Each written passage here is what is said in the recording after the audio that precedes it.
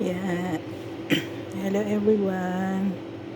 Ang aking lulutuin for today, oven na hipon. Ayan, binabad ko siya sa kalamansi at paminta. Tapos asin, magic sarap. Nilagyan ko siya ng magic sarap. Hindi alam ng aming amo. Pampasarap ng ating pagkain.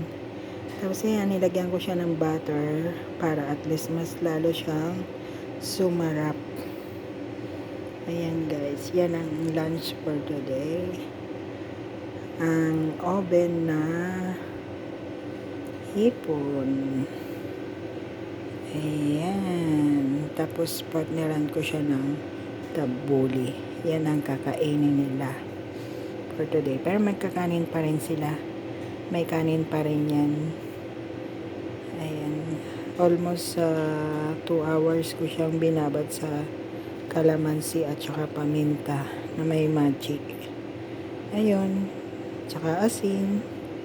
And then, ayan. Tapos na siya. Tapos, ayan. Nilagay ko na sa ganyan. Mamaya, ilalagay ko yan. Mga 1:30, ilalagay ko na siya sa oven para pag naluto siya, tama-tama lang na mainit at ihahayin ko sa aking mga camel. Ayan. Thank you for watching, guys.